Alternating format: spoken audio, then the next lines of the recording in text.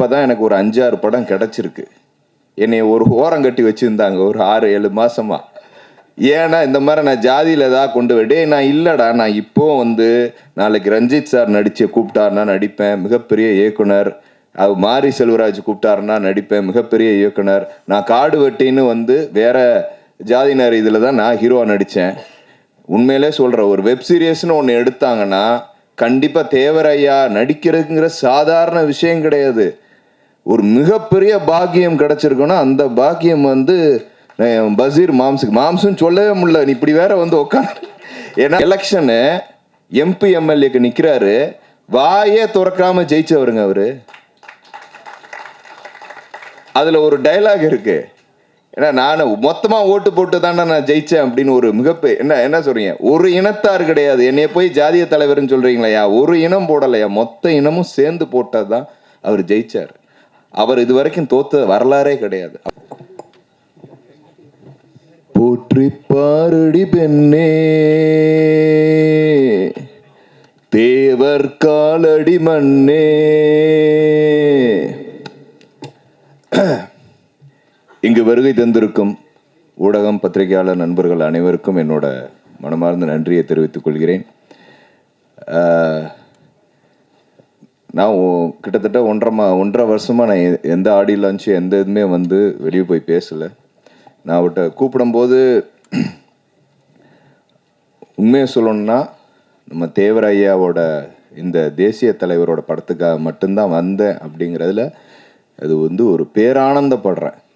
ஏன்னா இல்லை பல விஷயம் இருக்குது, நான் பேசினா அதை தான் நான் சொல்ல, இதே படத்தில் நான் நடிச்சிருந்தா அதையே தவறாக பேசியிருப்பாங்க, நான் தயாரிச்சிருந்தா அதையும் தவறாக பேசியிருப்பாங்க, நான் இயக்கியிருந்தா அதையும் பேசியிருப்பாங்க.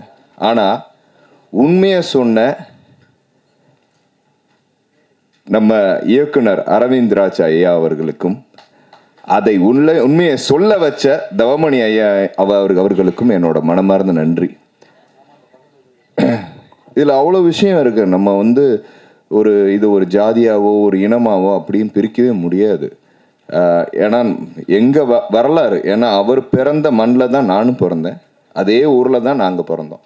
அப்படிங்கிறம்போது ஒவ்வொரு எங்கள் ரத்தத்திலிருந்து எல்லாமே அப்படி தான் இருக்கும். நான் சொல்கிறேன்ல, உண்மை அதுதான்.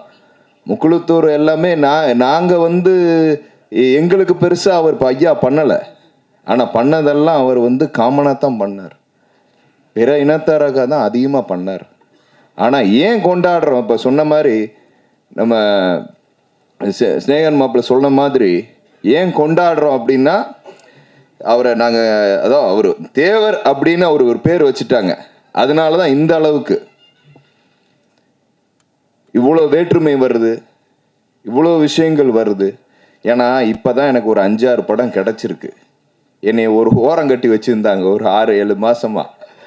ஏன்னா இந்த மாதிரி நான் ஜாதியில் ஏதாவது கொண்டு விடே நான் இல்லைடா, நான் இப்போ வந்து நாளைக்கு ரஞ்சித் சார் நடிச்சு கூப்பிட்டாருன்னா நடிப்பேன், மிகப்பெரிய இயக்குனர். அது மாரி செல்வராஜ் கூப்பிட்டாருன்னா நடிப்பேன், மிகப்பெரிய இயக்குனர். நான் காடு வெட்டின்னு வந்து வேற ஜாதியினர் இதில் தான் நான் ஹீரோவா நடித்தேன். உண்மையிலே சொல்கிறேன், ஒரு வெப் சீரியஸ்னு ஒன்று எடுத்தாங்கன்னா கண்டிப்பாக தேவரையா நடிக்கிறதுங்கிற சாதாரண விஷயம் கிடையாது. ஒரு மிகப்பெரிய பாக்கியம் கிடைச்சிருக்குன்னா அந்த பாக்கியம் வந்து பசீர் மாம்சுன்னு சொல்லவே முடியல. நீ இப்படி வேற வந்து உட்காந்து, ஏன்னா அவரை வந்து 15 வருஷமா தெரியும், என்னுடைய 15 வருஷமா 25 வருஷமா தெரியும் எனக்கு.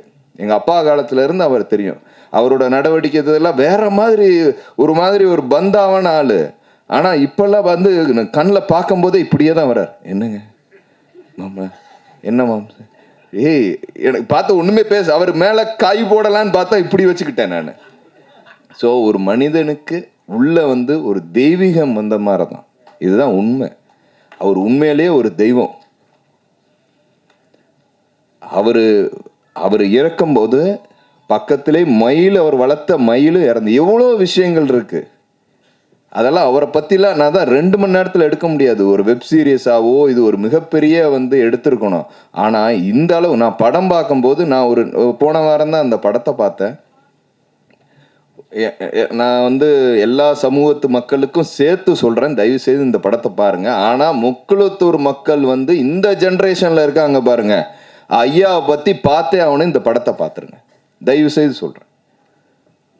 என்னை வந்து நம்ம ஏன்னா இதை வந்து நீங்கள் வந்து ஒரு ஜாதிய படமாகவே பார்க்காதீங்க, எல்லாருமே பார்க்கணும் இந்த படத்தை.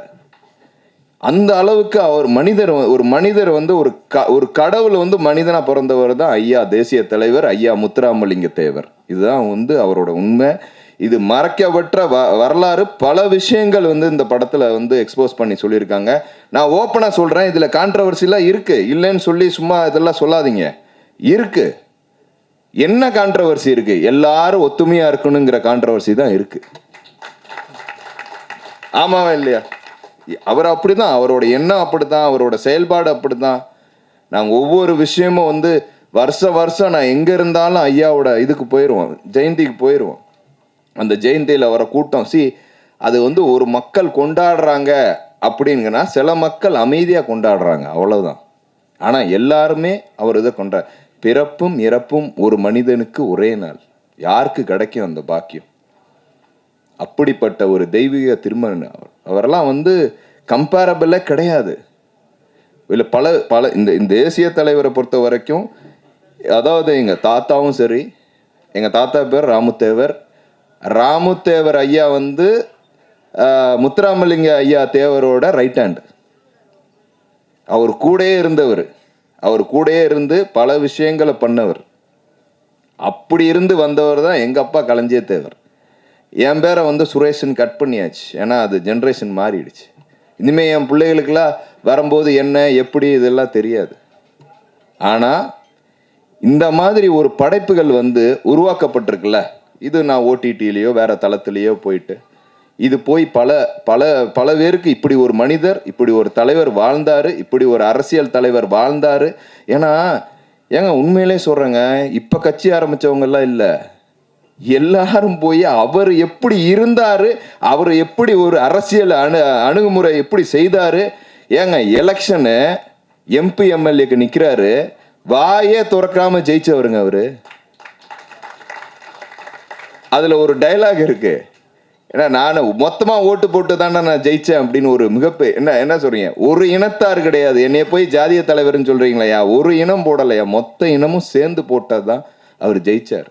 அவர் இது வரைக்கும் தோத்த வரலாறே கிடையாது. அப்படிப்பட்ட மனிதரை வந்து இன்னைக்கு சொல்ற அந்த மனிதரையும் சரி, அதுல சார்ந்து வந்த எங்களையும் சரி ஜாதியா பார்க்காதீங்க. நான் ஒரு தேவனா பேசல, நான் ஒரு மனுஷனா பேசுறேன். அதை வந்து மைண்ட்ல வச்சுக்கணும். ஐயோ ஜாதி பேசிட்டான், ஜாதி படம் பண்ணிட்டான், அதெல்லாம் கிடையவே கிடையாது. அதெல்லாம் ஐயாவோட வழியில வந்தவங்க நாங்க யாருமே அந்த மாதிரி ஜாதி எடுத்து கொண்டாடக்கூடிய மனிதர்கள் அல்ல.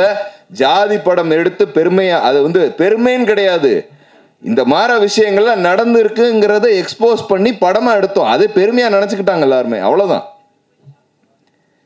பெருமையா பேசுறாங்க, இருந்ததை பேசுறோம், பெருமையா பேசல. ஆமாவா இல்லையா ஐயா? நீங்க சொல்லுங்க தவமணி ஐயா. இப்படி இருந்திருக்காங்க மனிதர்கள், அந்த மாதிரிதான் இருந்திருக்காங்க. அதை பேசுறதுல தவறே கிடையாது. சில பேர்களோட வழி, அந்த வழியை போக்குனவரே தேவர் ஐயா தானே. பல பேரோட வழிகளை போக்கிய அவங்கள வந்து ஒரு யாருக்குமே வந்து ஏற்றத்தாழ்வு இருக்கக்கூடாதுங்கிறத வந்து செய்தவரே தேவர் ஐயா தான். ஐயா அதாவது வந்து இந்த மனுஷனுக்கு நேதாஜி சுபாஷ், ஐயோ அதுவும் சொல்ல முடியல, எல்லாமே பெரிய பெரிய ஆளுங்கள்லாம் பேரை வச்சுட்டு ஒரு மிகச்சிறந்த ஒரு வழக்கறிஞர் இவரு. அவர் வந்து நேதாஜி வரும்போது அப்படியே புல்ல அரிச்சிருச்சுங்க இந்த படத்துல. இந்த மனுஷன் ஒரு சின்ன ஒரு என்ன சொல்லுவாங்க, சின்ன தேட்டரை தான் நாங்கள் பார்த்தது. அப்படியே ஒரு எமோஷனல்ல என்னால் ஒன்றுமே பண்ண முடியல. சரி என்னைக்கா ஒரு ஸ்டேஜ் கிடைக்கும் அப்போ சொல்லலான்னு தான் நான் நினச்சேன். அவ்வளோ அருமையா, அவ்வளோ தத்துருவமாக இருந்துச்சு நேதாஜி ஐயா வரும்போது. அவர்கிட்ட கூட இருந்தது ஒரே தமிழன் வந்து எங்க ஐயா, அதாவது நம்ம ஐயா தேசிய தலைவர் மட்டும்தான். அவ்வளோ போராட்டங்கள், அவர் எங்க இருந்தாரு, என்ன ஆனாருன்னு கூட தெரியாது. ஆனா இவருக்கு தான் தெரியும். இந்த வரலாறுலாம் யாருக்கு தெரியும்? இதெல்லாம் மறைக்கப்பட்டிருக்கு. அவரே மறைக்கப்பட்டிருக்குன்னா இவரே மறைக்கப்பட்டிருக்கு தானே இருந்திருக்கும். இதை இன்னும் இந்த படம் எடுத்த உண்மையிலேயே என்னோட நண்பர், என்னோட சகோதரர். இது என்ன ஒரு அழகான விஷயம் தருமா, இதுல நடித்த எனது மாமா பசீர் அவர்கள் தேவர் இல்லை, இயக்குனர் அரவிந்த் ராஜ் சார் வந்து தேவர் இல்லை, அதுக்கு மேல இவரை தயாரிச்சதும் தேவையில்லை. இது ஒரு மிகப்பெரிய விஷயம் இல்லையா? அது யாருமே இன்சிஸ்ட் பண்ணி எதையுமே செய்யல. ஒரு தேசிய தலைவர்ங்கிற ஒரு மிகப்பெரிய அவரோட காவியத்தை எடுத்து உங்களுக்கு படைச்சிருக்காங்க. ஸோ இது உங்களுக்கு சேர்ந்துருக்கு. நீங்க தயவு செய்து எல்லா சமூகத்தினரும் இந்த படத்தை பார்க்கணுங்கிற கையெடுத்து நான் உங்களை கேட்டுக்கிறேன். பாருங்க, அவர் இப்படி ஒரு மனிதர் வாழ்ந்தாருங்கிறத பாருங்க. ரொம்ப சந்தோஷம். எனக்கு இந்த படத்தை தயாரிச்ச சத்யா அவர்களுக்கு ஒரு மிகப்பெரிய நன்றி. நம்ம டைரக்டர் சாருக்கு ஒரு மிகப்பெரிய நன்றி சார். இதை இவ்வளோ தூரம் நாங்கள்லாம் ஏதாவது இதெல்லாம் ரொம்ப பெருசாக பண்ணணும்னு சொல்லிட்டு நான் தான் சொல்கிறேன்ல, நான் முக்குளத்தூர் எல்லாத்துக்குமே சொல்கிறேன், வார்ன் பண்ணி சொல்கிறேன். உங்களுக்குலாம் அறிவு இல்லையா? எத்தனை பேர் எவ்வளோ கோடீஸ்வரனா இருக்கீங்க? எடுத்துருக்கலாம்ல ஒரு 1000 கோடி 500 கோடி. இல்லை, நம்ம முக்குளத்தூர் சமூகம் தென் மாவட்டத்தில் எவ்வளோ பெரிய ஆளாக இருக்கீங்க? எடுத்துருக்கலாம்ல, இவங்களுக்கே சப்போர்ட் பண்ணி கூட இருந்திருக்கலாம்ல.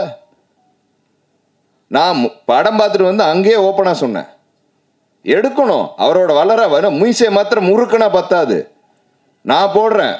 அது மாதிரி எல்லாரும் சேர்ந்து போடுங்க. போட்டு இந்த மாதிரி முக்குளத்தூர் மட்டும் இல்ல, எல்லா சமூகத்தினரும் அதுல சிறந்த தலைவரை அவங்க படைப்பை சும்மா சொல்லிக்கிட்டா பத்தாது, எடுத்து பண்ணணும், வரலாற சொல்லணும். அதுக்கு சொல்றதுக்கு எல்லாரும் கூட நிக்கணும். அவங்க மேலதான் எனக்கு கோவம். இவங்க எடுத்ததை உண்மையிலே பாராட்டுறேன். இவங்களுக்கு எல்லாரும் முழு ஆதரவு கொடுக்கணும்னு நான் சொல்லிக்கிறேன். நன்றி நன்றி நன்றி நன்றி நன்றி.